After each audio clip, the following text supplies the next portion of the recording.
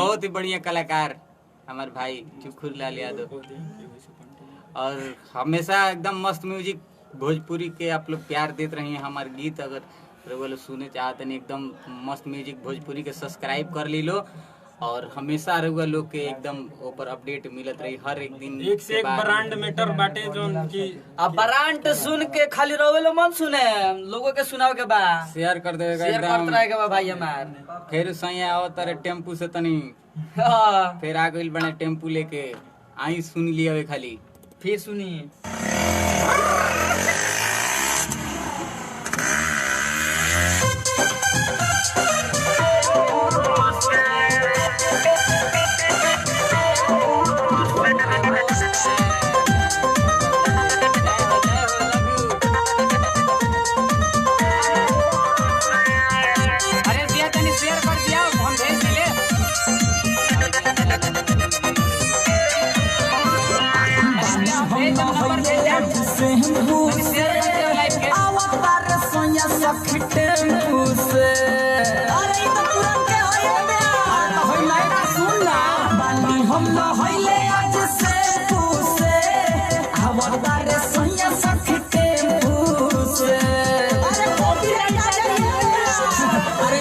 का भजन है बाबू बासे पदे बानी हम न हइले आज से पूसे अवतार सोया हमर टेम्पू से हित भर हमारा से प्यार किया करी है पसी है जवानी के पले से बानी हम न हइले आज से पूसे अवतार सोया हमर टेम्पू से।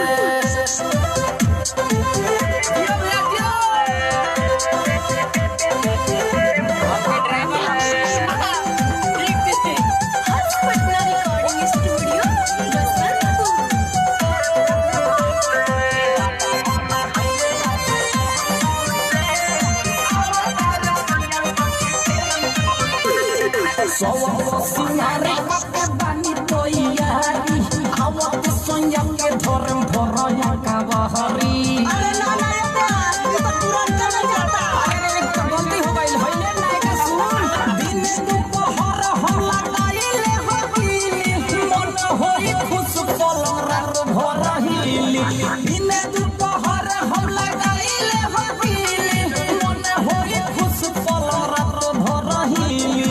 चल बाड़े अभी उसले पूसे चलल बाड़े अभी उसले पूसे अवतार सोहिया सखटे पूसे पानी हम न हइले से पूसे अवतार राजा हमर पूसे।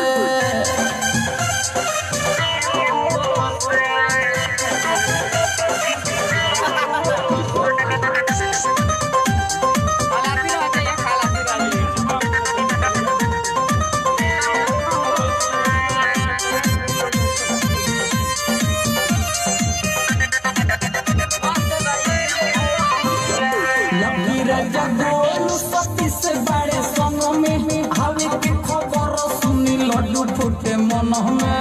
अरे हाँ ये अपन है तेरा तो तुमको क्या लगा है बाबू लकिया अपना गाता है से कमर बोले रे कभी भीतर भीतर मार के कोरा में सुताई कभी मासूम भतार के से कमर बोले रे कभी भीतर भीतर मार के कोरा में सुताई कभी मासूम भतार के नजर उतार हमने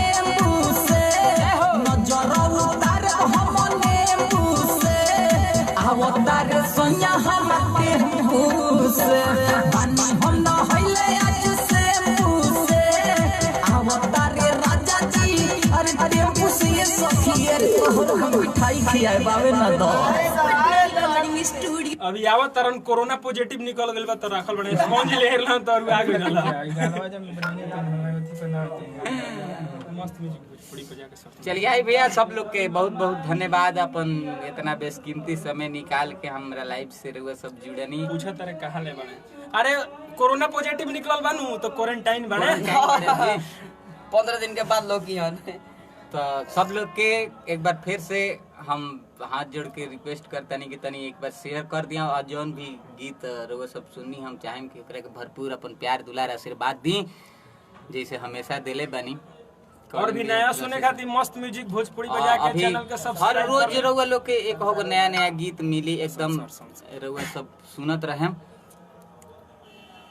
और मस्त म्यूजिक भोजपुरी चैनल के रउआ सब सब्सक्राइब कर ली और साथे साथे हमर संसार म्यूजिक भोजपुरी भी बा और तनिसा हमरा ऑफिशियलो चैनल पर तनिसा आशीर्वाद बना दिलो तनी लकी राजा ऑफिशियल चैनल के रउआ सब हम चाहें कि सब्सक्राइब कर ली वहू पकुले नया नया प्रोजेक्ट अभी चढ़ा रहल बनी आहिस्ता आहिस्ता नया चैनल सब्सक्राइब करे में कुछ ना जाई काहे कि वो हॉट स्टार थोड़े है कि 399 के रिचार्ज।